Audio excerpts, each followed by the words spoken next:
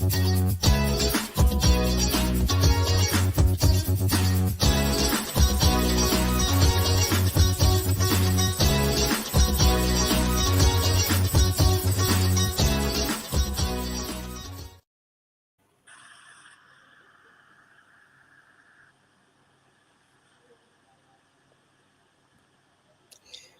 morning, good afternoon, good evening, and welcome to BWTM Sports. And without further ado, we get straight into it with Uncle James, Ali Bashir. Uncle, how you doing? Everything is going well. Happy New Year. Happy New Year to you. So how you been? I've been pretty good. Everything's going pretty well. I'm Okay, here in Vegas with my young protege, Vlad Sirenko, and we're here in Vegas working. Okay, so let's take you back a bit. The last time we spoke was just before Vlad had that, many people say, controversial stoppage over Radenko. Let's talk about that fight and your thoughts on how that fight was going. I thought that Vlad was going to stop him anyway. I think that Radenko was fighting in a mode where he wanted the fight to be stopped, and we had nothing to do with the stoppage. We were there to do the work. We were looking for the big stoppage. I told Vlad when we were in training for the fight that he had a chance to be the first guy to ever stop Radenko. And I think that Radenko knew that he was going to get stopped. So he kept doing things to agitate the referee. I've seen this kind of fight before, with different other fights in the past. So when a guy has his mind made up that he's going to get disqualified, then he goes along with it. But I thought that Vlad Sirenko was doing a good job. I thought he was breaking him down. I thought that he was going to eventually stop Radenko anyway. Did he go about business the way you expected him to go about business against Radenko? It's always going to be something better, a better technique, a better application, in a fight. But for the most part, he did what he was supposed to do. And he was applying something new to his arsenal, where he was hitting Radenko with good, clean uppercuts. And that was new for Vlad Sirenko to try that, to actually try that in the fight. He kept hitting him with clean uppercuts, and he was hurting him. And Radenko didn't want to be there, so he decided to pull the plug on it, and that's what happened. The referee warned him. The referee warned him on 2 or 3 occasions to stop, with tactics, the different tactics he was using. And the referee warned him, and the referee just said, "Okay, I had enough. Fight's over." We didn't want the fight to be stopped like that. We wanted to stop him. But a win is a win, so we move on. We try to improve on what we did wrong, which wasn't too many things, but we tried to improve ourselves with each fight. What did you learn about Sirenko in this fight? Well, he dealt with the nerves. He dealt with it, because there was a lot of pressure. We got 2 Ukrainians fighting. It's a lot of pressure from the home front. So there was a lot of pressure, and he had some really tough sparring partners. Okay. The fans do not realize what the fighter goes through in preparation for the fight. Those sparring sessions can be actually tougher than the fights. Okay. So, in your opinion, how would you rate Sirenko out of 10 for that fight? 7. 7. Yes, 7. And why would you say that? Because I thought that he could have got rid of this guy earlier and more efficiently. Mm-hmm. But again, he's a young guy. He's dealing with the logistics of being a professional fighter. So it takes some guys longer than other guys. I don't never try to compare Sirenko to somebody else. I try to compare Sirenko to Sirenko. What he did in the last fight or the prior fight before that did. So it's an improvement, But I still think that was a 7. That wasn't the 10 that I was looking for. On the scale of, if we're looking at I say you've been with Sirenko a while now. Where is Sirenko on the line of when you started with him to where you actually want him to be in terms of development? Like say, I guess development would be the end goal would be to be heavyweight champion of the world. You know, you had him as a prospect, or not even not in a prospect, an unknown really, to now in the top 10 and people are talking about him. Where would you say he is in your scale of things as coach and mentor to him? I'd say that he was at an 8 right now. 8. You know, I think that he's at an 8 because of his tolerance, because of his ability to listen and then apply. So there's a building base. You know, that I spoke to some people here in Vegas, and some people over at Top Rank, and they said that if he wanted to get into the fray, that they wanted him to fight F.A. Ajagba, and I thought that was a bit much for a guy with Vlad's experience. You know, I mean, he's 19-0 with 16 KOs, but I think that taking a fight with F.A. Ajagba at this time would be a bit much because there's a lot of components that has to be considered. You know, is he ready for F.A. Ajagba at this time? You know, and I don't think that's a good look, taking a fight like that there. So I turned it down. Let me turn this on you a second. I think you've got some connection maybe at your end. Oh boy, I don't know. Yeah, the connection's at your end. Definitely your end. I don't know what the world. We'll work for it. We'll work for it. So you wouldn't take an Ajagba fight, but you'd be quite happy to take a Trevor Bryan fight. I'd take a Trevor Bryan fight. I think that Trevor Bryan is a step down from F.A. Ajagba. Okay. Why'd you say this? I just don't. I was at Trevor Bryan's fight last week in Ohio. Okay. And I wasn't that impressed with his performance. I think that right now that Vlad is the better fighter between the two. Maybe it could have been an off night, but still, from my point of view, that Trevor Bryan can't beat Vlad Sirenko. I don't think so. Well, Stacey McKinley, rightly so, would have a high opinion of his fighter or would want to promote his fighter. He thinks that Bryant's got all the skills to beat the best heavyweights in the world, bar Tyson Fury. Well, Stacey McKinley is the trainer. I mean, what else is he going to say about what is he going to say about Trevor Bryant that he's not? You know, so I can understand where he's coming from. He's the trainer, but I watched the fight, and I'm just basing it solely on the performance that he had. It's interesting. It's interesting you say that because when Otto Wallin fought Tyson Fury, he was a complete unknown. And he gave Tyson Fury one of the toughest fights of his career. This guy, is it Guduri or whatever he was, who fought Jonathan Guduri, who fought Bryant, was unbeaten and unknown as well.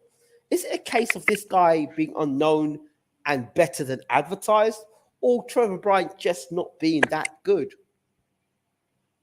Well, it could have been a lot of different things going on.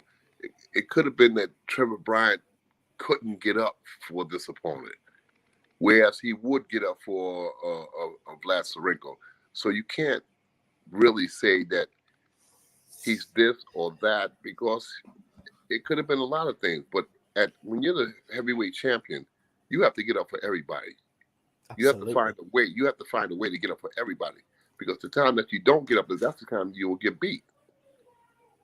You know, so I thought that Trevor did do just such a good job in that fight, you know. But I wouldn't base everything. I wouldn't bet the house on it that he would look like that in every fight. I think that he might be a better fighter, but in that fight, he didn't show up. He fought. He's going to be fighting Daniel Dubois next. What's your thoughts on that? I think if he fights anywhere like he just fought, he's going to get knocked out. Against Daniel Dubois? Yeah, Daniel Dubois is going to knock him out. Why do you say this? Because Trevor didn't show me nothing. He didn't show me nothing that he could contend with the attack of a Daniel Dubois. He didn't show me that. Now, I can't see him in the fight with Daniel Dubois based on what he did in his last fight. Okay. Back to your guy now, Vlad Sirenko. So I saw some pictures of Vlad Sirenko out in America a few weeks ago. I was wondering, what's he doing out there? You know, is this the time that Vlad Sirenko in 2022 now makes that big jump and gets among the big promoters in the US? Your thoughts? We're definitely trying. We're trying. We're trying to find a good fit. We're talking to different people. You know, we're trying to make a good connection. We have a couple of steps more to go on our leg of trying to find a suitable promoter.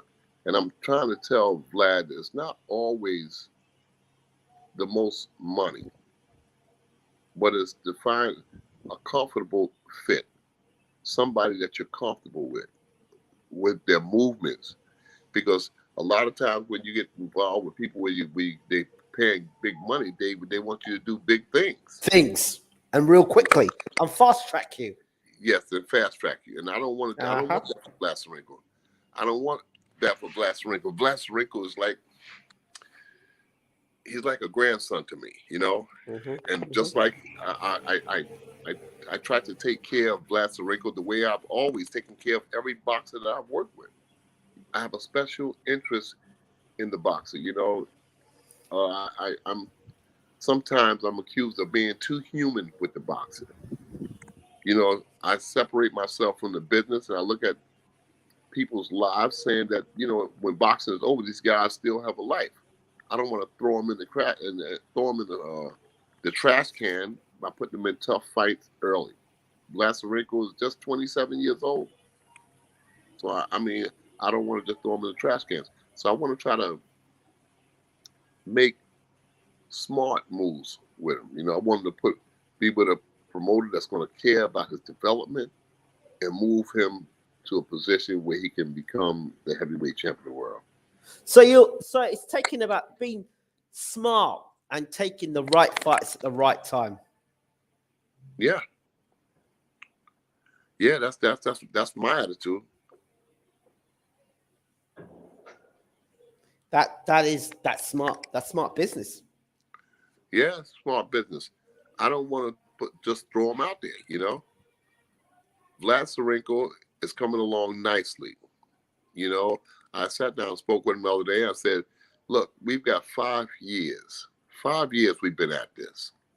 You know, you're 19-0 with 16 knockouts. That's not bad. All right. But I'm not trying to go out there and try to prove nothing, you know, at the risk of getting this guy injured or something early on. I've seen fighters that were fast-tracked. One bad fight ruined the fighter forever. The fighter's never the same. I'm not babying him. I'm just moving him along at the pace that I think that is best for him at this time. It's a question that's coming. F.A. Ajagba is not in my it's not the one. Right. Does Uncle Bashir believe that Carlos Takam is a good fight promotionally? He's only lost to high caliber opponents in recent years and most definitely beatable at 41 years old. Carlos Takam. Who? Carlos Takam. Takam. I think Takam is a dangerous fight. It's a dangerous fight. You know, he's a well-conditioned fighter. He's focused and he wants to fight. So I still think that he can get in the picture because he's a puncher. I still think there's time for him to get in the picture. He's running out of time, but I still think that he can cause problems. What about Especially Takam versus Sirenko? tough fight. Tough fight, but one that I wouldn't shy away from. I think that this is the time where Sirenko could fight Takam. Derek Chisora. Derek Chisora as well. I wouldn't shy away from those guys. Daniel Dubois. Tough fight, but I take that fight too. I would take the Dubois fight. Why? Dubois has had some tough goals. You know, he's had some ups and downs. We boxed Dubois, and I don't see that Dubois was any better than Vlad Sirenko. Of course, you sparred with Dubois, right? Yes. Vlad Sirenko has sparred with the who's who of the heavyweight division. Of course. And I think that is essential. I think that's essential in the development of any boxer to spar with other good boxers. You know, Tony Yoka. Yes. You know, Joe Joyce, Michael Hunter. You know, Vlad Sirenko has sparred with him. Bermain Stavern. We know we're not going to shy away from the boxers that's in the fray. You know, we're gonna box those guys. So Daniel Dubois and Vlad Sirenko would be a hotly contested fight. So Top Rank for now is not some Top Rank in terms of what they wanted for you and the arrangement is not quite suitable for you at the moment. Top Rank is they're big promoters, you know, and they say, hey, look, we got 15 other guys at the door, you know, either you take this here or just take a walk, you know. That's the kind of attitude that they got. That's the kind of attitude that they impress upon me that they have. Look, we don't have time for a lot of foolishness. You fight this guy or just take a walk, you know, and I'll take the walk. I'm not going to. It'll be their loss and your gain. That's what it is with that sort of mentality. Yeah. Because if they don't show value, if they don't value what you've got, then why do you need to value them? Walk on, find somebody where there's a value and a partnership that's going to work. In other words, I'm not going to let somebody speed up the development of my guy because I'm with the guy every day. You know, I've been with the guy for years, and I know what he's capable of doing and what he's not capable of doing, and I don't want to put him in the fire right now. I still think that he has some developmental things that he has to do, and that's what I want to do. Absolutely. But Carlos Takam is not a guy that I would avoid. Daniel Dubois is not a guy I would avoid because, you know, Vlad Sirenko is on a level now. He's boxed these guys, and he's got to he's been in there with Vladimir Klitschko. He's been in with some good guys, you know. And he's been in with Alexander Usyk, the heavyweight champion. So he's Vlad Sirenko is not, you know, he's not no walk in the park either, you know. Yeah. And he's been in with the heavyweight champion, Alexander Usyk on 3 occasions, and those sparring sessions were not no gimme sparring sessions. Those he had to work. He had to work. He had to work or get knocked on his ass. All right. I want to ask you something. Just to digress slightly, there's a fighter in the UK. His name's Steve Robinson. He's had 2 pros fights now, but he's been sparring with the likes of Anthony Joshua, Dillian White. So he's been sparring with all the top heavyweights. But his technique is very amateur, very poor. Fights with no defense, and the criticism of him was maybe he should be sparring with guys more on his level than sparring with the big boys, because the big boys will carry him and he'll just be known as a sparring partner. What are your thoughts on that? I think that mentality makes the difference in boxing. Okay. A mentality. A person's got to believe in what they're doing, and if they don't have the belief, don't rush them. Different strokes for different folks. You know, you don't want to rush a guy. You don't want to try to make something that's not there. You know, there's some insecurities that each person has, especially in boxing. So you have to work with those people through those indiscretions until they get to that level where they say, I'm confident we can go and do it now. Well, he's just lost his fight on Saturday night to a guy who just been known for unlicensed boxing, small hall shows as an amateur, and now fought as a pro. And he got beat, out punched and out boxed, fought for the 6 rounds or 8 rounds it was. I mean, he was the favourite, this Steve Robinson, but he got beat. And now they're saying he should go back and work slower and not work with the big boys of the heavyweight division, but work with guys that are more at his level so he can improve more. Yeah, it's unfortunate, you know, like you don't never know what's going through a boxer's mind when they step in that ring. You know, you just don't know. Yet the only thing that a trainer can do is try to gauge the mentality of the fighter prior to the fight. But once that bell rings, he's on his own. He got to go out there and he got to make all the adjustments that he learned during the sparring sessions. Mm-hmm. Mm-hmm. Mm-hmm. You got to put it all. So you got to put it all together. You know, some guys are more apt to do things in the gym, but sometimes when they go into the big lights, it's different. It's very different. Yeah.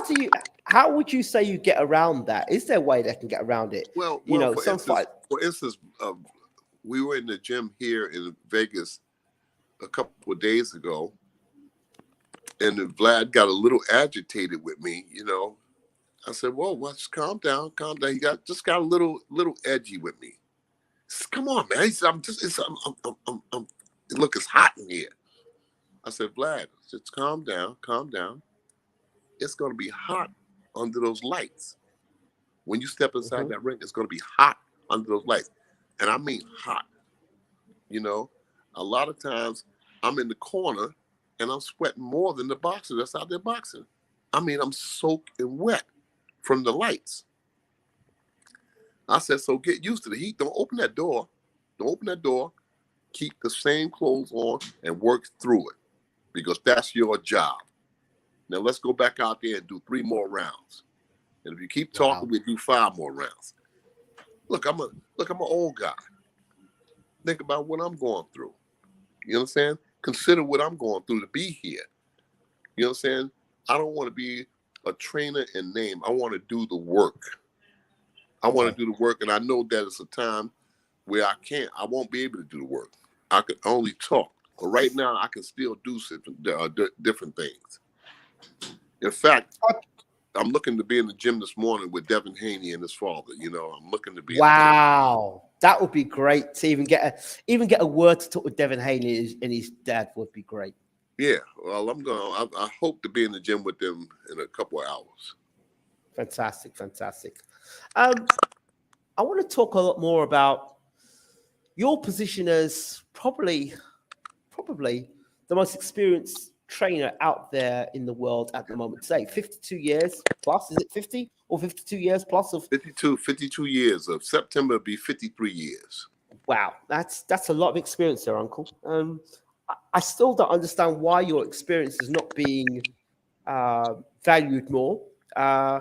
People feel that you're blacklisted for speaking your mind. I think that happens a lot with individuals who speak their mind and won't toe the line.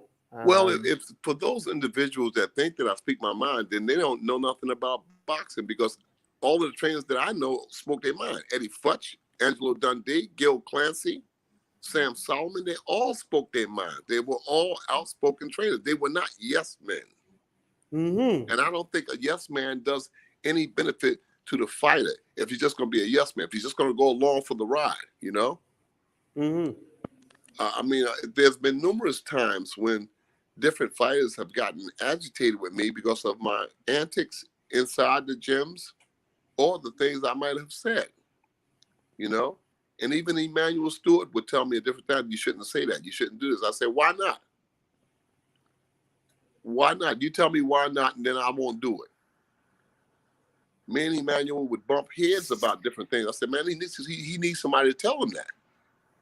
You know, I'm trying to be a benefit to the fight. I'm not just here like a wallflower. I'm trying to be a benefit for the boxer, and I'll tell them what they need to hear. Like I told Vlad Sirenko the other day, I said, don't tell me it's hot in here. I said, because it's going to be hot under those lights.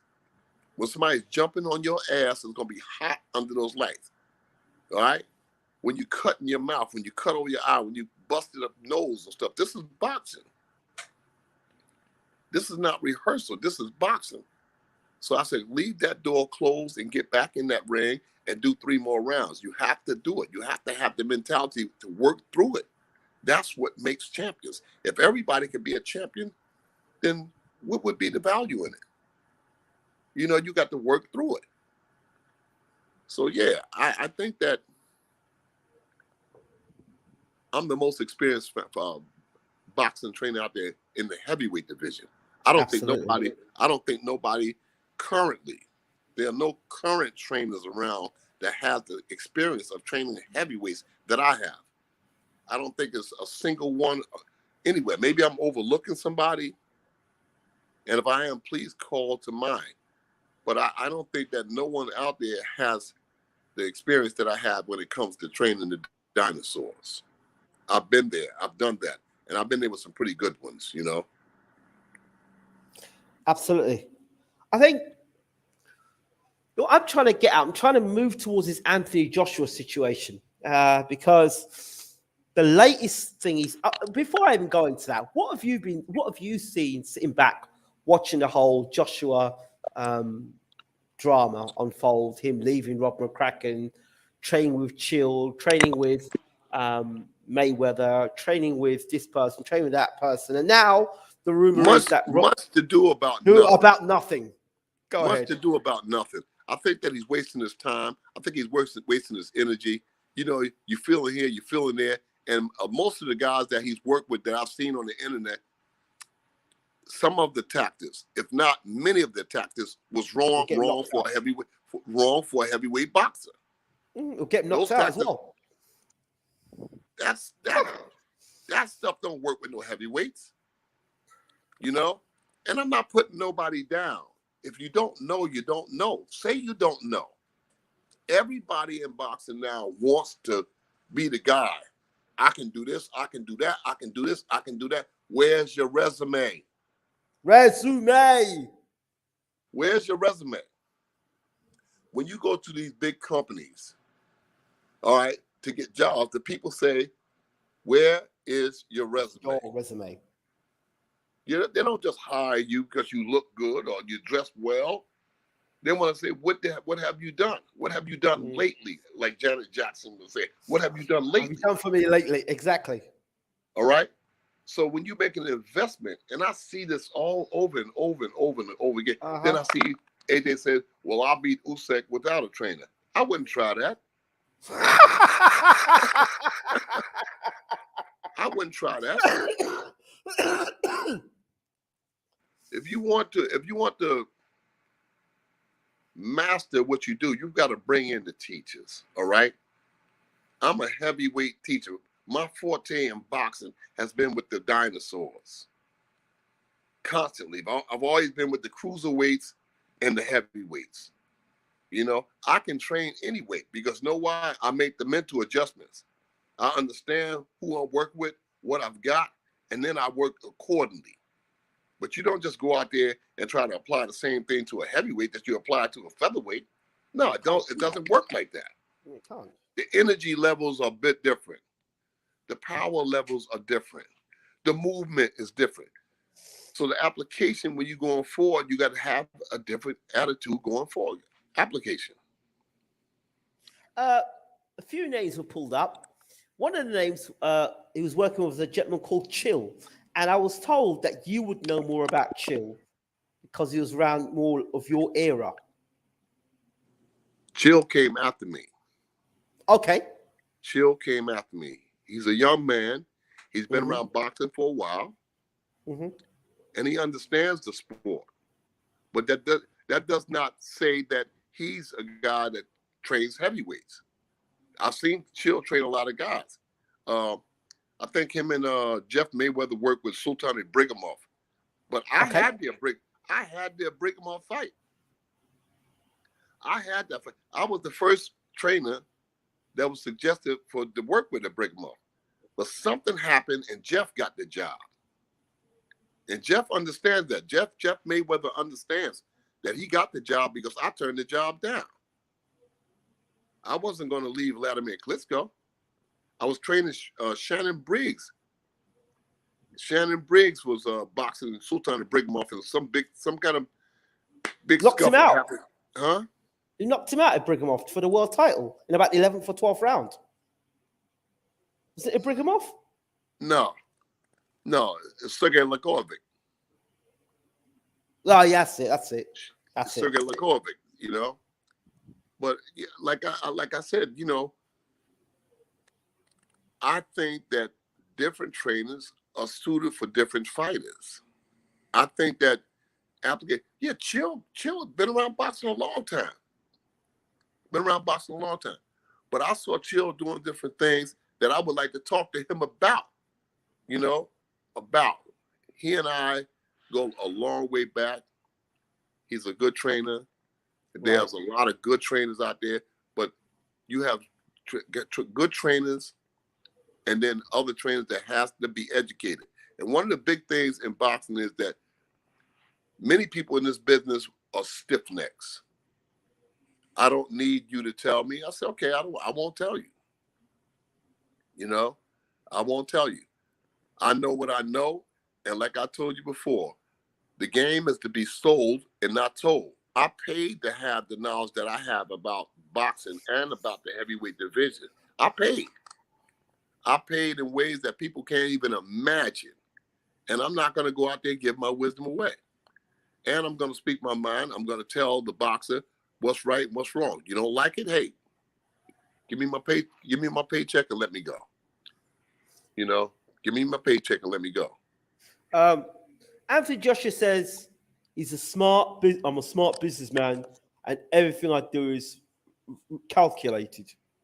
Okay. Your thoughts? Okay. You know, still he's a young man. You know, and I didn't have a father. But man, oh man, in my life, many days I've sat back and I've gotten angry because my father was absent. And I said, every man needs guidance from an elder. I don't care what you think you know. I don't care what you think you know. You know, and I'm a living testimony. I don't care what you think you know. There's always somebody that got a different view that can open your driveway up. Absolutely. Your driveway is never, when you get with the elders, you open your driveway up.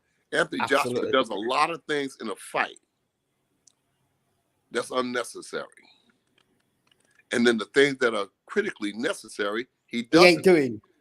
So I don't care what he says about he makes calculated this and from his viewpoint is calculated. But from my viewpoint, bullshit. All right? Bullshit. You still can be taught. I don't care how smart, how wise you are, you can still be taught.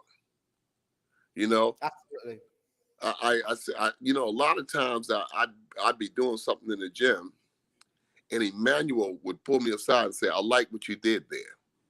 You know, I like what you did.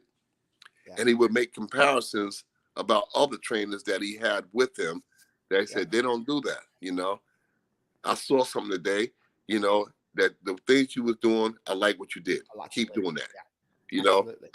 Yeah, he would point things out. He would point different things out all of the time. You know, Emmanuel was the kind of guy that he's going to tell you if you was something that he didn't agree with or something that he did agree with, you know. I was showing a guy, a Philadelphia fighter, I forget his name, had all these knockouts, was a middleweight guy. And I was showing the guy something, we were in the Lennox Lewis camp, and I was showing the guy some movement that he was doing. And I was showing him the guy how to use the jab and then steal the right hand to the body, like a bolo punch. And Emmanuel said to me, don't show him how to do that. I said, well, why not? He said, well, you can get caught. I said, it's boxing. Everybody can get caught. Then the battle of words, the battle of minds began. And then at the end of the conversation, I said, well, the same punch that I'm showing this young man to do against his opponent, I said, Ray Robinson, Ray Leonard perfected that punch. I said, here, go to this here internet, you can watch it. That's the same exact punch. And that ended the conversation. So I said that to say that Emanuel Stewart wasn't always right. Mm-hmm. He was a brilliant boxing mind, but he wasn't always right. He wasn't always right. Every human being has flaws, and Emanuel was no exception to the rule. You know, people say that he was a guru of boxing. Sure, he was, but he made mistakes in his assessment and his application. One of those mistakes we keep talking about is how he handled Prince Naseem Hamed's style. I think the minute he got Hamed sitting down on his punches instead of using Hamed moving around the ring the way he was, as you said yourself, was more or less the beginning of the end of Hamed. Oh man, you got no idea that me and Emanuel we would get into some fierce debates, bordering on arguments about his application with Prince Naseem. All right, we would get into some fierce arguments about that. I said, Emmanuel, when he first started working, I said, Emmanuel, leave him alone. Leave him alone. And he start showing him the correct way to do things. I said, Emmanuel, this guy been doing that since he's a young kid. Leave him alone. Then they had another guy that was working with Emmanuel, Oscar Suarez. He died. But Oscar and Emmanuel will be crossing swords in the training camps about the do's and don'ts with Prince Naseem. And Oscar Suarez was there training with the Prince first. You know, I don't know who was right. I don't know who was wrong. I used to stay out of it. If one of them asked me something, I said, I don't know nothing about it. You know, I'm here to get my paycheck. That's what the best thing for me to do is mind my business. You know, mind my business, drink water. Yeah. You know, I'm there. I was in the camp trying to get my paycheck. So I just said, look, the best thing to do is keep mind my business. But there was a battle between the two of them about the logistics of what they're doing. And I think that they took that right into the Barrera fight. Yeah, well, people always commend Barrera about, you know, about his accomplishment in beating the Prince. But I think the Prince beat himself. I think the corner beat the Prince because Emmanuel and Suarez was battling in the camp about how the fight was going to be fought. So I think that the Prince was a bit distracted. He may differ with me, but I think he was a bit distracted because of the social battle between Emmanuel and Suarez. I think if the Prince was able to use his footwork and not stand flat-footed and try to knock Barrera out, it would have been a different fight.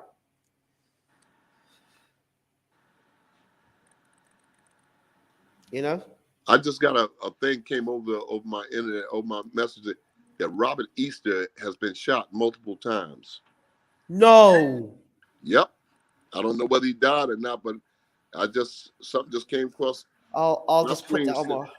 Said that Robert Easter has been shot multiple times. I'll put that on breaking news. I'll put that on there. You gotta, you know, for the young athlete out there, you know, when you start progressing, whether it's boxing, whether it's music, whether it's acting, you got to separate yourself away from that life.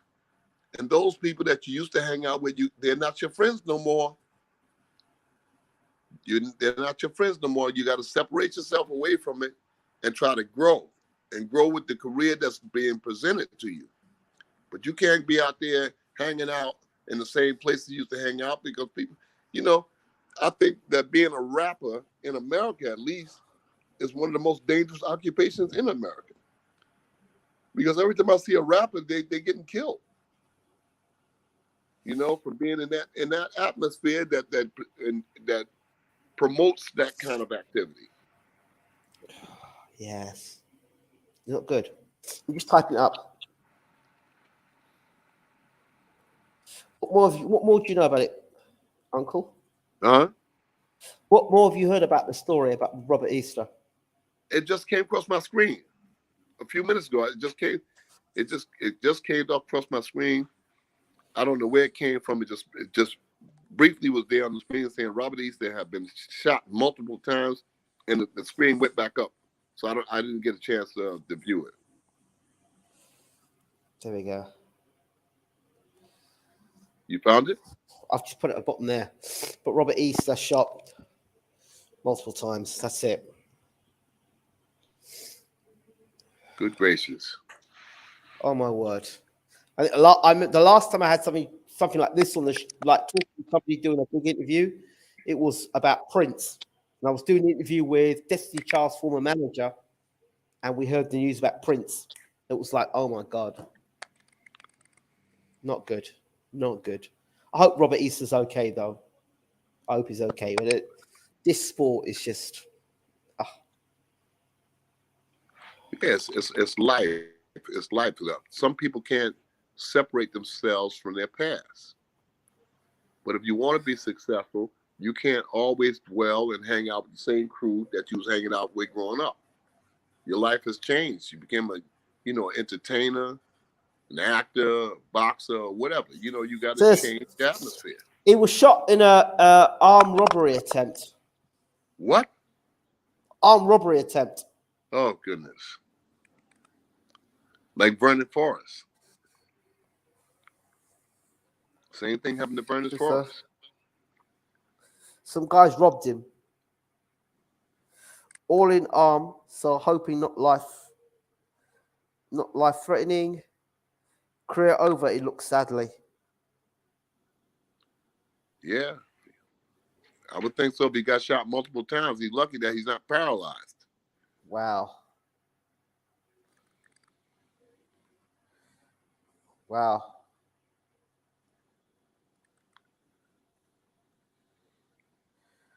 Yeah, people sit around, they watch you, and they ha-ha with you and stuff, and all the time they have some kind of sinister thought in mind about what they're going to do to you.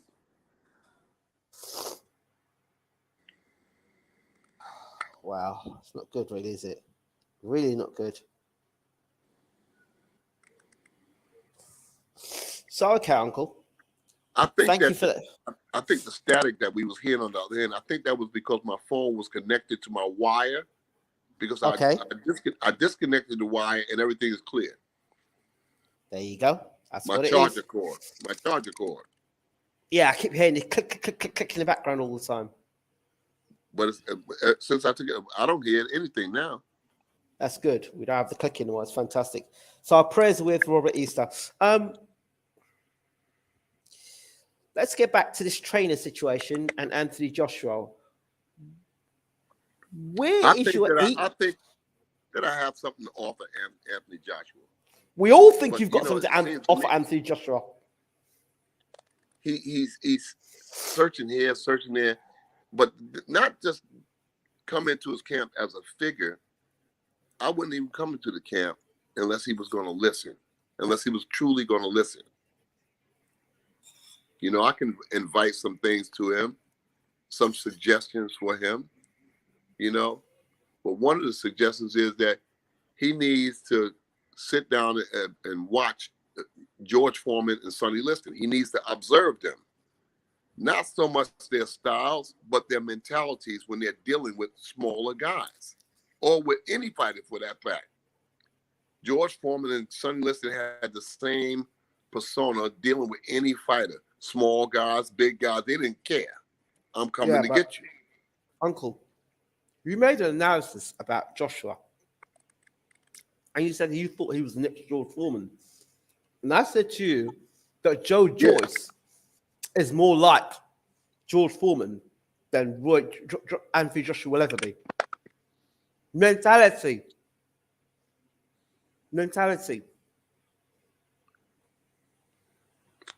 Yeah, I can see that. Mentality. You've got to look, to all young bosses out there that's listening to me. You've got to have that kind of attitude in boxing. Boxing is not a daycare situation, all right? It's not a daycare. You've got to have that mentality. And if you don't have that mentality, you can have all the boxing skills that you want to have. but you've got to have that mentality. That mentality is a big part of boxing. You understand? If you're not going to do it, somebody's going to run over you. All right? I thought that all of the training that I did with Ivana Hobson versus Clarissa Shields, I don't think that Ivana Hobson showed up. I don't think she showed up. All right? I'm calling a spade a spade. I don't think she showed up because I know that she's a better fighter than what she showed in that ring that night. Now, I don't know what happened. I don't know what caused it, but I know Ivana is a better fighter. You know, not making no excuses for it because Clarissa did her job, but Ivana did not do her job. Uncle, And it goes right back to mentality. More breaking news coming up here. Network in Easter's hometown of Toledo, Ohio. Easter was reportedly shot 3 times after fending off a group of men who approached the boxing demanding money at gunpoint. Robert Easter Jr. is expected to survive and fully recover after being hospitalized for multiple gunshot wounds. So that's what we got. Terrible. That's terrible. It's terrible. It's terrible. It's terrible. Look at this. Somebody made a statement here, which is very interesting. Both Rashid Warren and Robert Easter have potential, but staying in the same place is never a good idea when elevating your life. Mayweather does not live in Michigan.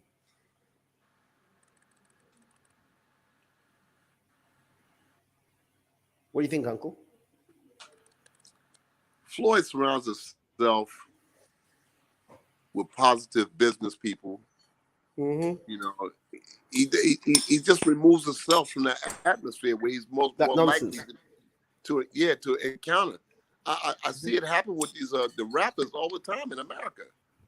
You know, you have young men, young guys. These guys are young men, and they're dying. They're dying because some jealous person or some envious person or somebody in their own crew or somebody that knows his movements and knows what jewelry they have or what money they set them up and they kill them. You know, they kill them. You can't travel the same circles because people think that you might have something that you don't have. Yeah. And they assume that you have it. And when they assume it, it's as though you do have it and they'll kill you. Yeah, I understand that. I understand it all too well. You know, so just got to. These guys they have a hood mentality. They can't break away from it. You know, they got to be there. They get their adulation from the hood. You know, and they think that they can go further. But I'm telling you, Robert Easter is an example of what not to do. If he survives this year with no ill effects, you know, he should relocate. I guess I won't have to tell him that twice. Yeah, absolutely. You have to relocate. So we're going back to Anthony Joshua, I think. Anthony Joshua, Anthony Joshua is a fine athlete, but it's too much going on in his head right now. It's like a playground full of kids running around creating chaos. You're going over here, you're going over there, you're up there, you're down there, you know. No, it's not the way to do it. Can you name me a fighter in the history of boxing that's trained with so many trainers in a short space of time? No. In your professional experience. I don't recall. You know, there are some guys do it for different reasons. You know, I think Anthony is doing it trying to find a fit. You know, and he's searching in all the wrong places. You know, everybody's a trainer. I've said before, but how many of them are teachers? How many? He said that he's a He says he's a throwback fighter. Yeah. He has yet to prove it. He has yet to prove it. You know? He can't prove it by sitting on the porch talking about it. He's got to do it inside the ring. And if he doesn't collect himself real quick, he's going to lose the second fight. People are expecting Usyk to knock him out in quick fashion. I told you, I mean, it could happen because the Usyk that he sees this here time is going to be a far different fighter from what he saw the first time. Usyk is sitting back. I think it was the 7th round and the 12th round. I thought that he had Anthony out. I thought that he would put the whooping on. I think he would put the whooping on him so bad that he had him out. You know, and Anthony himself looked dejected in the ring. Then you've got 2 or 3 people in Anthony's corner telling him different things. Great work, AJ. Brilliant, AJ. Brilliant, AJ. Yeah, it doesn't work like that. You know, it doesn't work like that. Professionalism is not applied when you got multiple people talking in the corner. I don't like that. I've never liked it, and I never will like it. And I tell Vlad Sirenko all the time, that's not how it goes. You don't have no 2 or 3 people talking because the fighter only got 1 minute. You have got to have decisive instruction to the fighter, not no whole lot of conversation. Decisive. The boxer knows when to throw the hook. He knows when to throw the uppercut. He knows when to throw the right hand. But you can't have 4 or 5 people, even 2 people, talking to the fighter at one time. I don't work like that. You know what I'm saying? You have to have calm, cool collectiveness in the corner to get the fight won. You know, I've got a good student in Vlad Sirenko. For the most part, he listens to me. Even when he gets upset with me, you know, everybody's human. Everybody's a human being. And they get upset. I just say, calm down. I'm on your side. This is what I need you to do. Go back there and do it. You want to please me, go out there and do it. I'm telling you what's best for you right now. It's tough being correct all the time. But if you're correct 98% of the time, you're gonna win. According to AJ, I see. He said he lost. Usyk, I think he lost 3 rounds. No, 9 rounds Usyk won, and 3 rounds he won. That's the way he saw it. Something like that. That's the way he's looking at it. And when he was out there, he said, a lot of people said that I couldn't box, and I was like a stiff bodybuilder. So I went out there to practice my boxing against Usyk. This is what the man looked dead in the eye in the camera and said, look at Uncle's face. Practice my boxing against Usyk, the unified heavyweight champion of the world, talking like this.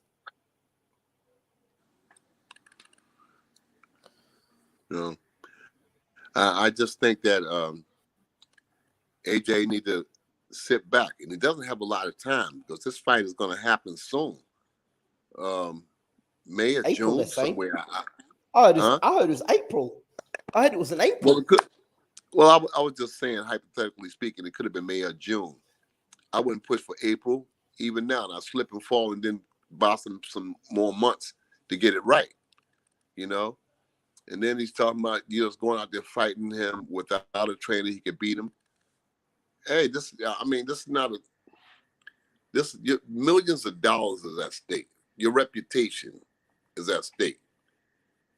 AJ could go down in the annals of boxing history as one of the best of all time fighters, but he's got to get a teacher.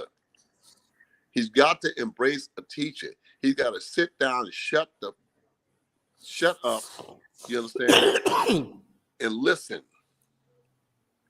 Shut up and listen. You understand? And that's where you grow at. One thing that I appreciated with Emmanuel Stewart, he got the undivided attention of Lennox Lewis and Vladimir Klitschko. And that's why those guys had such a long run, such a long and successful run, because they sat down and they respected Emmanuel enough to listen to him and try the things that he was asking them to try. And they did it. I mean, how likely is that a guy's going to have 2 heavyweight champions? You understand? because Emmanuel was a teacher. Emmanuel would tell him, and they would listen. And he applied it in the ring, and they applied it in the ring. AJ has got to get to that point. Hey, you don't have to choose me, but he's got to get a teacher. And where are the teachers at boxing now? Where's the teachers? Lennox was telling him he needs a teacher. He needs a teacher. He says he needs to leave that environment. He's in with McCracken. He needs somebody who could teach him heavyweight boxing. And yeah, I mean, those guys, a lot of guys. Leaving McCracken. Was that a good thing, him leaving McCracken? Yeah, I think he should have done that a long time ago, And that's not saying anything derogatory about Mr. McCracken, but Mr. McCracken just wasn't good for him as a pro. He was not good for him as a pro. I cannot understand for the life of me, yeah. Now, this is interesting, right? Because Audley Harrison came out and said in his career when he started out that the promoters wanted him he wanted his own trainer and they wanted him to align with a white trainer. And that was one of the reasons why they were so hard on Audley.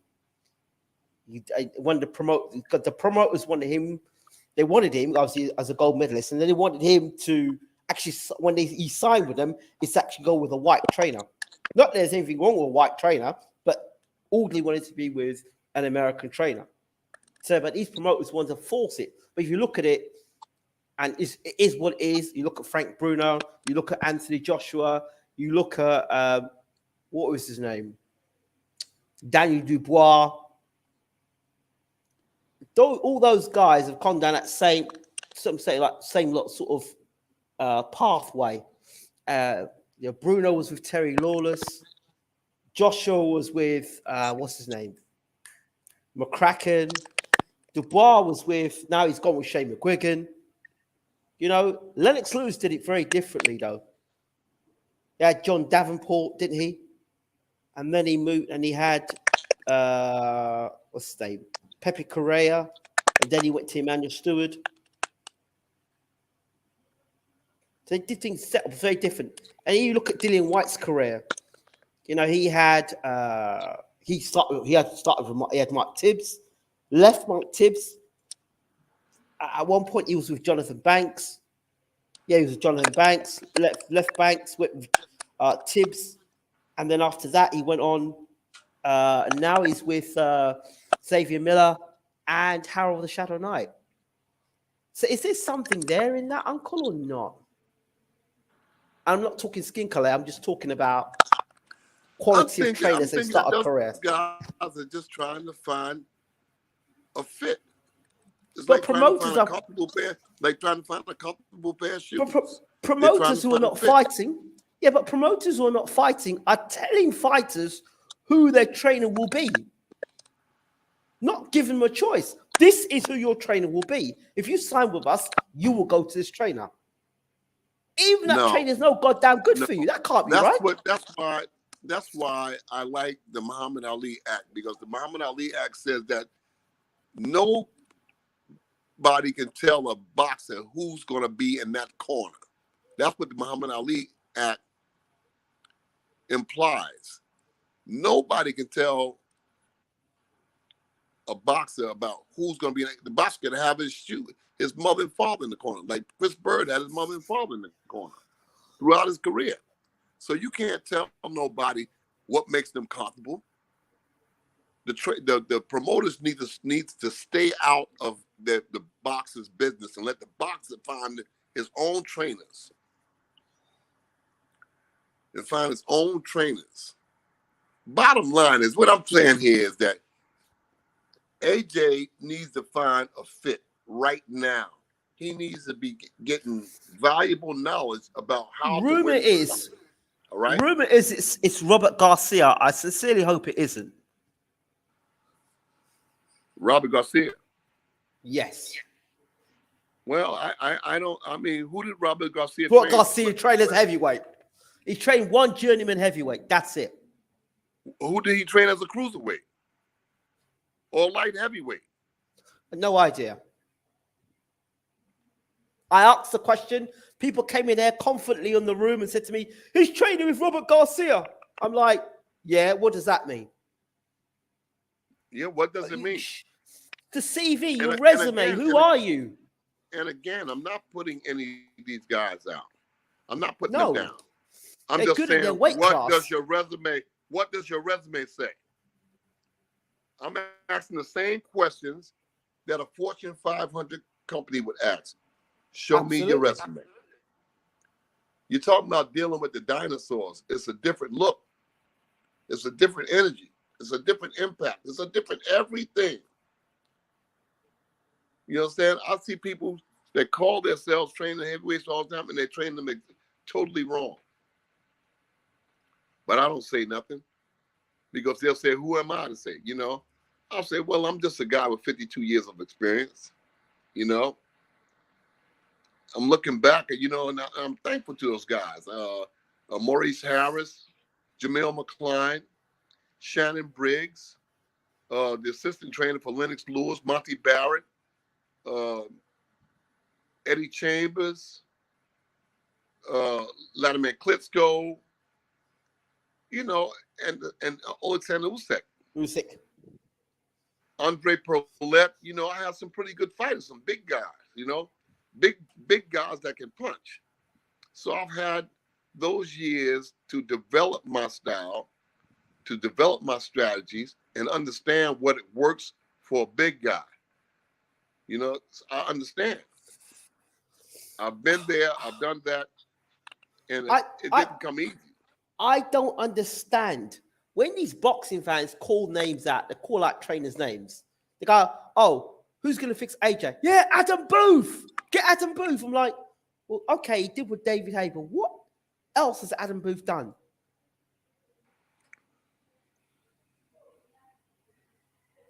I don't get it. I understand it. They just throw these names out. Get Freddie Roach. Get this person. Get that person. But they don't look at the fit and what's necessary for the fighter. The first thing AJ needs to work on, I mean, apart from his mental setup, is his defense. He's got no defense whatsoever. He's got no defense. And his jab is like toilet paper. Oh, yeah. Oh, yeah. His jab could be much better. He never had a jab. That's the first. He never had a jab. Yeah. Let's be honest, he never had a jab. That's the first line of offense and defense, you know. Thanks, there you go. Developing a jab. You know, and developing a jab. That's his first line of offense and defense. And he has not developed it as of yet. Do you think all those years being in the amateur gym, training with amateurs as a pro fighter, has hurt him or helped him? Sometimes you got to go to an uncomfortable surrounding. I had one young man that I took up to the countryside of Puerto Rico some years ago. And the kid came in about the third day and said, hey, man, we got to get out of here. I said, well, why? What's wrong? Well, man, you know, the internet is not this, you know, that's wrong, that's wrong. I said, yeah, but we got peace of mind. We got quiet. We got a nice gym. You know, we got sparring partners and everybody's getting along. Yeah, but I got to get out of here.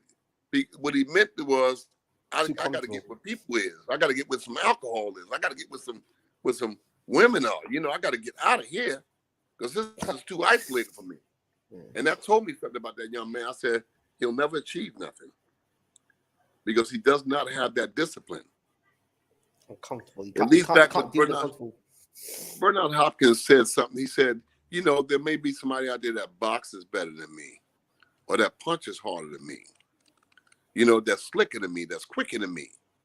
He said, but ain't nobody more disciplined than me. And that impressed me. He said, no one is more disciplined than me. And that discipline is the key. It's the key to doing whatever you want to do in the ring or in life when you're disciplined. When you attack yourself and say, this is what I'm not going to do and this is what I'm going to do. You know, a lot of these guys don't have it. Would you take step aside money? If it's enough, if somebody came to me and said they're going to give me $1 million to step aside or $2 million to step aside, I'm stepping aside. For Usyk rematch, Joshua. If they come and tell me they're going to give me $5 million, I'm saying, how much am I getting out of that $5 million? And they'll offer them 20 million. Huh? 20 million. They offered him 20 million. Yes. Oh man, Joshua and Usyk get ready to fight. Give me my 20 million. Joshua and Usyk is gonna fight. Give me my 20 million. I went down. When will you wire it into my account? You understand? That's what I'm gonna do. I'm gonna step aside and take that 20 million, and then I'm gonna fight the winner. I would only fight on the basis that there has to be a guarantee that I get the winner. That's what I think. Joshua should step aside and let Fury go fight Usyk. But Fury's now going to fight Dillian Whyte. What are your thoughts on that fight? I think it's a 60-40 fight.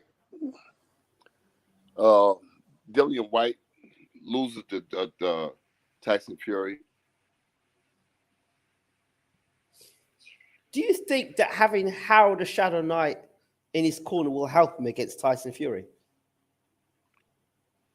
I think that having Harold there, Harold has worked with a couple of heavyweights that I remember, Monty Barrett and Lennox Lewis. Yes. So Harold has good insight, and he's going to be a plus in that corner. Okay. I've argued this point with people, and I think that Dillian Whyte is better equipped and more seasoned than Deontay Wilder. And the things that Tyson Fury got away with against Wilder, he won't necessarily get away with against Whyte, like holding on the back of his neck and all that rabbit punching and stuff on the inside. Whyte will be a bit more wiser to it, don't you think? I think that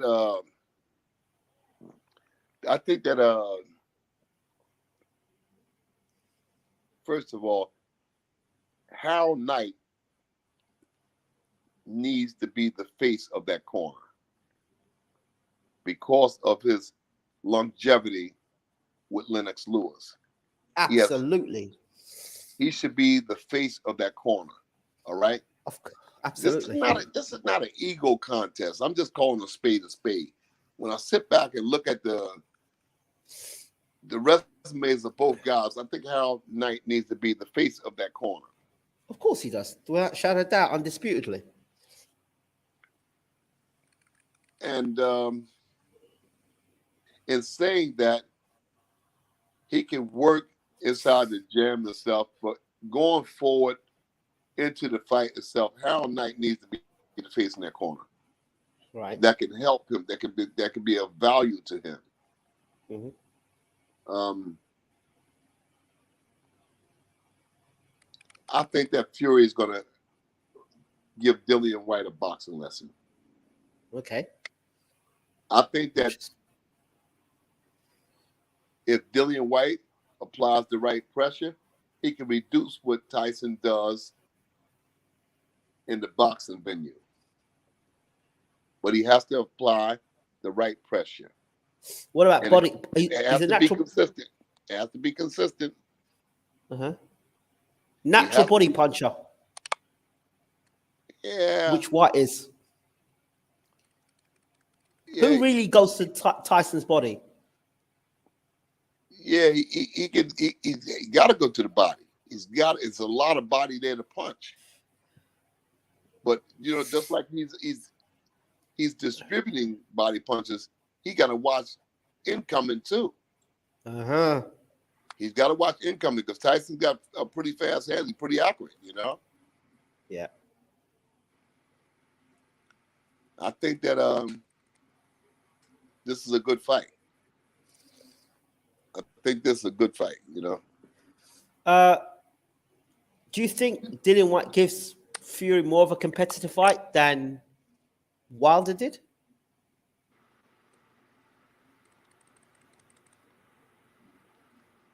That was with Tyson and Deontay. That was a Donnybrook. They was just battling, man. I think there's going to be more of a boxing scenario, Dillian White versus Tyson Fury. Okay. I think so. But getting back to what I said originally, if they're going to offer AJ $15-20 million, it would be ridiculous in my mind to sneeze at that.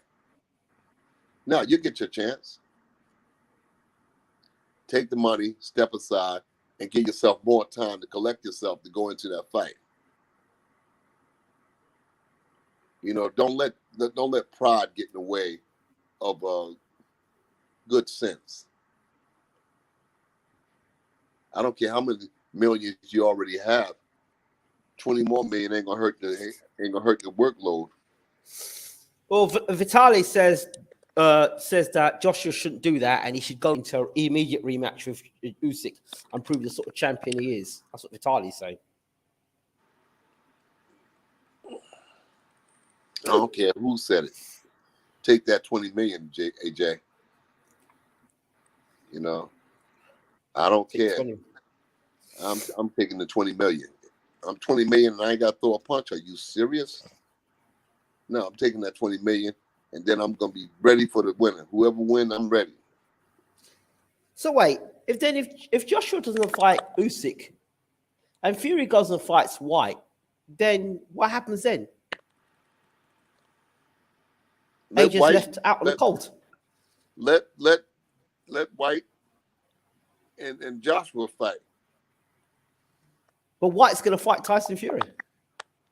Yeah, but you said that if Tyson doesn't fight Dillian, yeah, and Usyk doesn't box Usyk, let them two fight, and still have the 20 million and get paid to fight with Dillian White.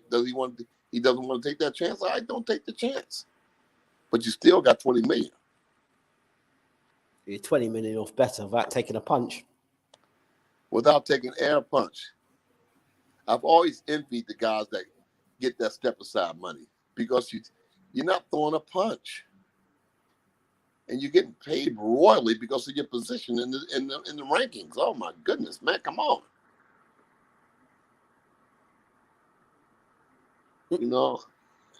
Come on, man.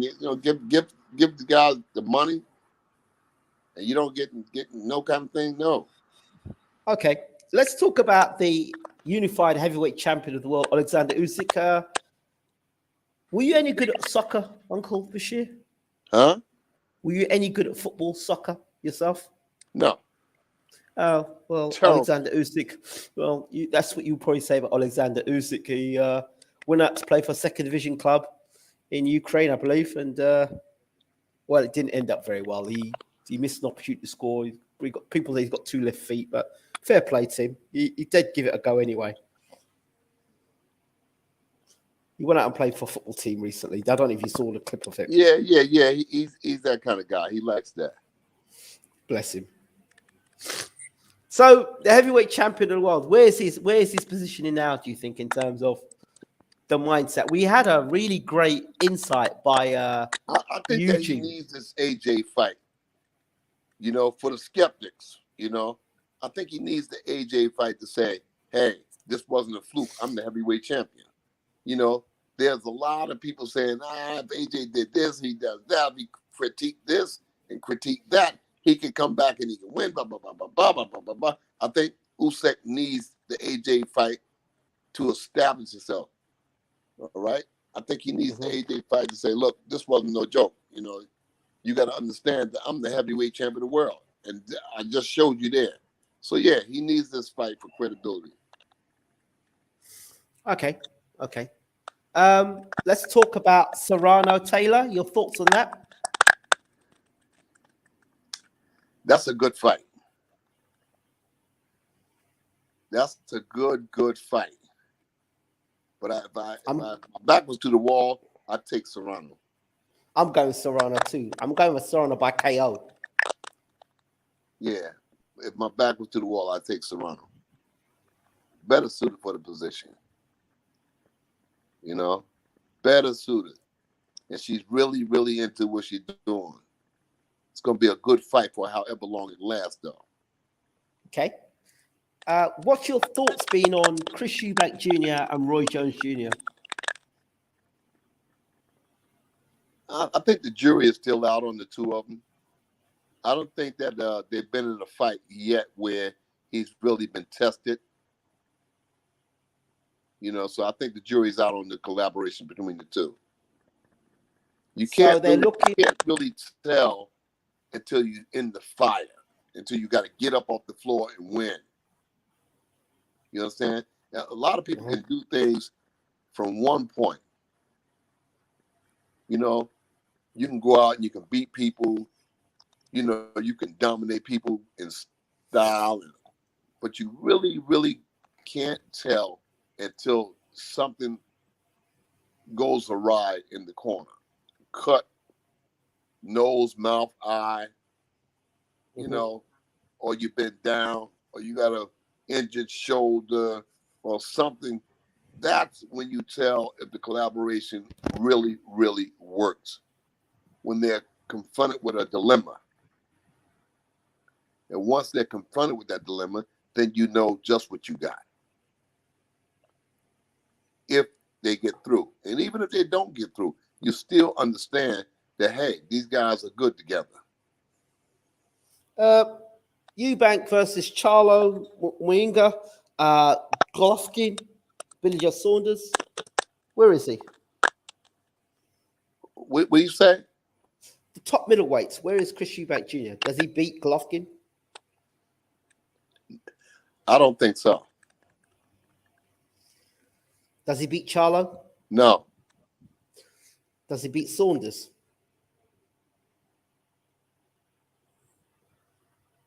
I don't know what Saunders has left. So you really can't say. I just don't know what Saunders has left. Does he beat Canelo? No. Okay. Hell no. Does Charlo beat Canelo?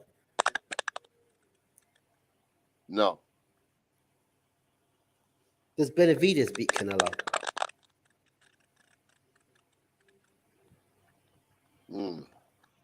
No. Does Beterbiev beat Canelo? Good fight. I don't know. I don't know. Does Bivol beat Canelo?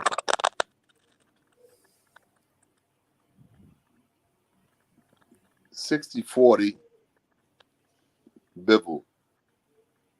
Does a comebacking Floyd Mayweather beat Canelo now in 2022? No. No chance. No or no chance? No. Canelo's 100% better than he was when Floyd fought him the first time. Floyd knew exactly what he was doing. He said, let me get this guy before. I told Latimer on numerous occasions about different fighters that he's going to fight. I said, look, we need to get this guy right now before he matures. Get him while he's still green. Get him while he's still trying to get off the tree. That's what we need to get him. Because I said, in 3 fights from now, 2 years from now, this guy's going to be a lot better. So we need to fight him right now. And then once we got him behind us, hey, he's behind us. So Floyd understood what he could do. He knew that Canelo was good. He knew that he could make a good reputation with it. I can beat him right now. But no, 3 years from now, I'm not going to be able to beat this kid. Okay. Is there anybody in boxing that you're interested in, you like at the moment? Oh, man, I like a lot of guys, man. Yeah. You know, most of them, I mean, you know, I like Boots Ennis. Okay. You know, of course, I like Crawford. Of course. I got to wait and see with Earl Spence to see how This is doing. his injuries, what effect that it had on his eye, the eye operation, and the automobile. We got to find out, and you can't find out until the boxer is in the trenches. When you're in the trenches and you survive that day, then it tells you something about the character. You understand? The behavior of the fighter in the trenches, that tells you something about what you're dealing with. Okay. But until they confront it with that kind of crisis, you can't really tell. Okay. I like this kid, Bivol. Yeah, it's one of my favorites. You know, I like Bivol because he's a educated blue collar worker. All right, he's not flash and dash. He's just a good worker. But Turbiev is a dangerous guy, but he can be out hustled. Mm-hmm. He can be out hustled. I like Canelo. I like Charlos. I like both of the Charlos. You know. I prefer Jamal to Jamil, but there you go. But they got to work this. They you know, what I like about the Charlos is they don't come in boxing looking for no favors. They got an attitude with everybody. They treat everybody the same. You know, they treat everybody the same. They ain't talking about this guy's my friend and that guy's my friend. They said, man, ain't nobody my friend. You know, and I like that attitude. Yeah. I like Come that to attitude. fight. I remember Angelo Dundee telling Muhammad Ali many, many years ago, he said, don't befriend the dinosaurs.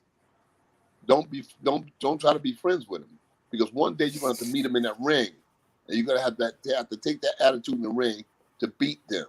So don't be trying to be friends with them. You know?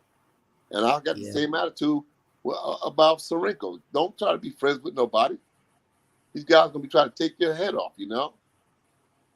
I talked to Al Haymon's people over the weekend, and they was talking about Vlad Sirenko's sparring with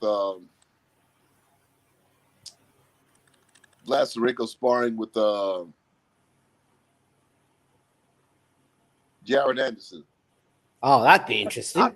I told him, I said, hey, man, I said, Vlad Sirenko is not going to shy away from nobody. He hasn't done so far. You know, he's been into some heated sparring with Joe Joyce, Tony Yoka, Daniel Du Bois, Michael Hunter. Michael Hunter ain't, he's been in there with some tough guys. And he didn't ask for no favors then, and he's not asking for no favors now. So go get Jared Anderson, and we'll put Vlad Sirenko in with Jared Anderson, and let's see what unfolds. Wow. You know, yeah, I put him in with him. I'm not going to shy away from him. That's what it takes for us to prove ourselves, to get in the mix, then we'll do it. Vlad Sirenko didn't have no reservations about it. Vlad said, yeah, I'll do it. Of course. I mean, Jared Anderson is a good fighter, but Vlad Sirenko's a good fighter.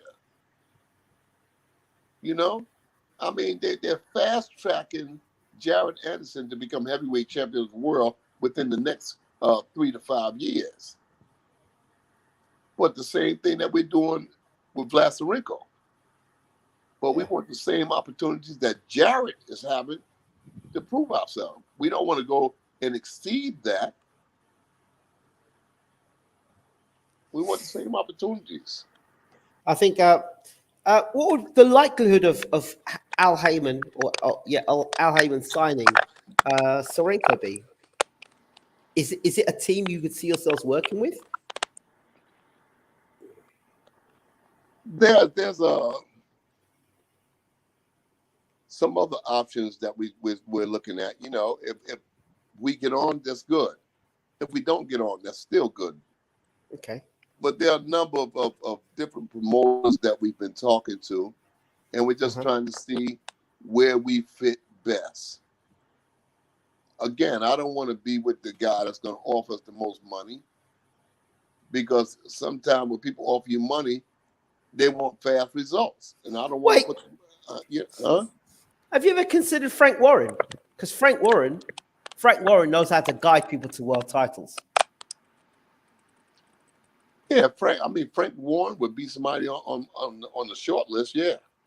Frank Warren, definitely. Because you look at a guy that's going to take you to a world title and steer you to a world title. He's a master for that. Yeah, that would be something that I would look at getting involved in. You know, I'd like to get to UK and speak with Frank Warren and That's see where good. we I can go think, from there. yeah, Frank Warren would be one I think would be quite good. Interesting. I just don't want my guy screwed over. You know, Okay. I don't want to throw him. I understand it. You know what I'm saying? And then you know, if somebody wants to take a risk, then the reward has to be equal to the risk.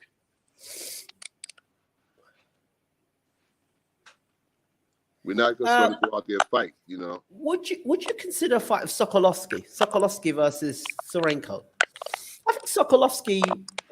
I think Radenko's a better boxer than Sokolovsky, to be fair. But he's still dangerous, Sokolovsky. Yeah, Sokolovsky. I think we fought Sokolovsky. Vlad fought him. I'm sure Vlad fought him. Yeah, Vlad fought Sokolovsky. You know, and Vlad beat his ass. Sokolovsky don't want to see no Vlad Sirenko no more. You know, Sokolovsky is a dangerous guy though. He's a durable, dangerous guy. Radenko is a durable. You know, like I said, you never know what's got his head going into the ring. You don't know. You don't know what's in their head. Radenko probably just didn't feel like doing it that night. You know, that along with Vlad Sirenko's punches.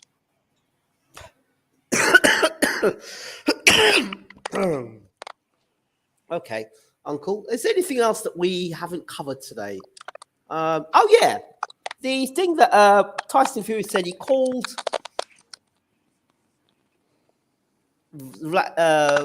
Usyk a pumped up middleweight, and basically said that he was on some steroids. Obviously, he was alluding to it anyway.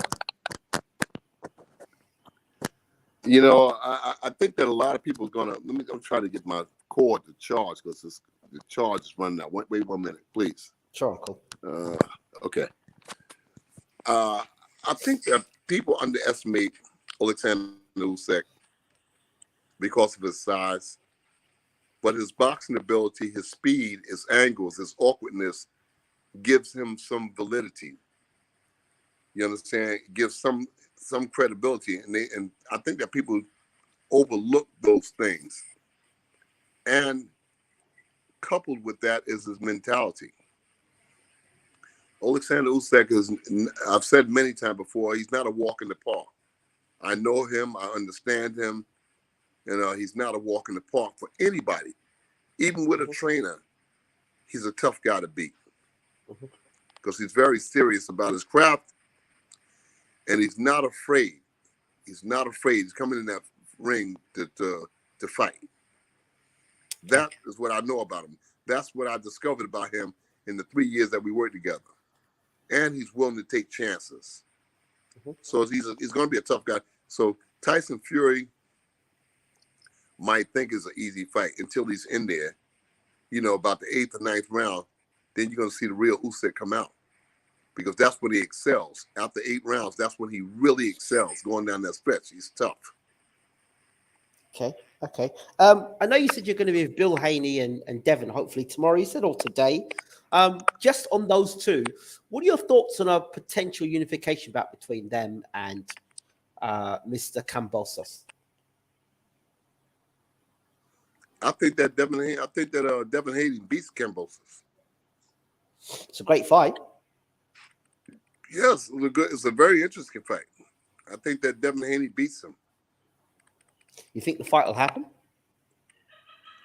No. I'm hoping it happens, but I don't think it's going to happen. I don't think that Kambosos is in a hurry to box with Devon Haney. I'm hearing stories that it could be Lomachenko next. Yeah, it could be. They're jockeying for position as we speak.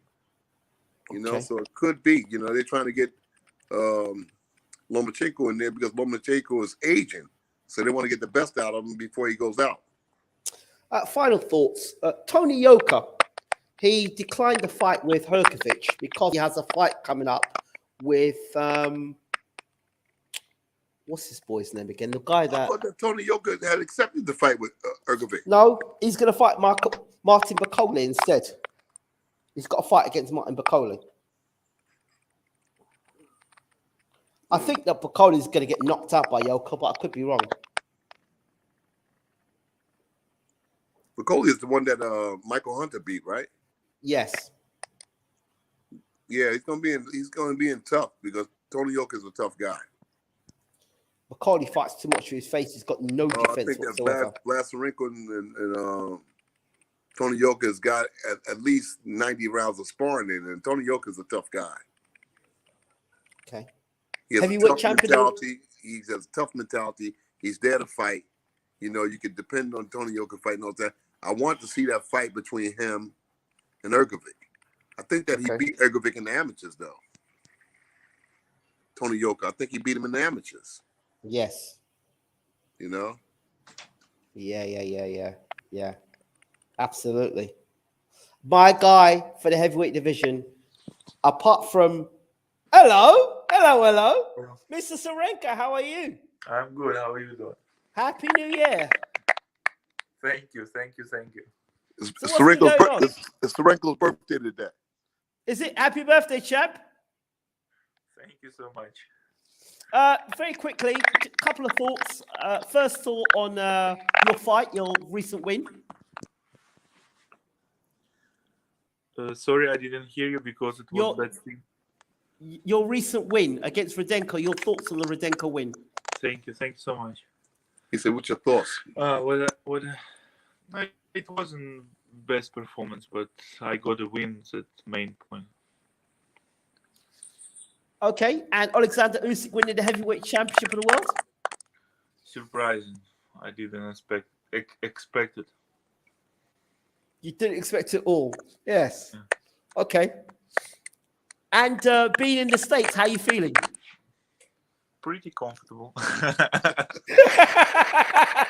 All right, I'm not going to ask you too many more questions. You seem occupied, as they'd say. Yeah. Well, it's good to see you again, Vlad. Thank you. And we'll see you soon.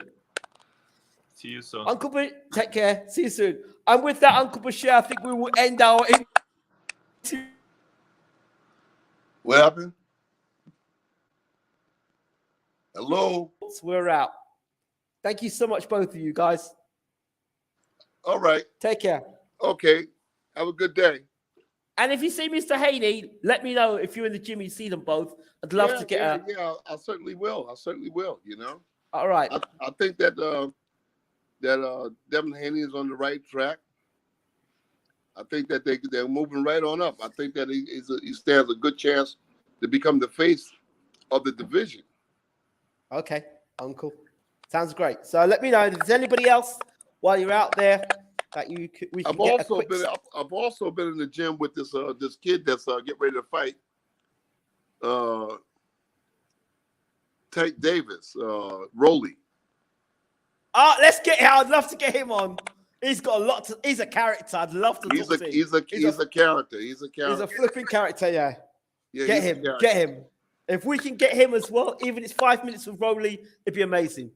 Yeah, okay. If I'm running to him, I'll call you. He's got plenty to say, particularly at the fact because he got falsely accused of something recently, right? And he's got off on it, so he's probably got lots to say about it. Right. So, Uncle, whoever I see him in the gym sparring and stuff. He's a character. He's a character. Him and his trainer's a character as well. Oh, the trainer. I don't know who the trainer is. Exactly, but his trainer's a character. Oh, okay. He's a trainer. Well, we're going to see. He's going to get his chance to be a character. All right, Uncle. Whoever you see, you can get them on BWTM. It'd be great. Uncle, have a great night. Thank you so much. Yes, and sir. Take care.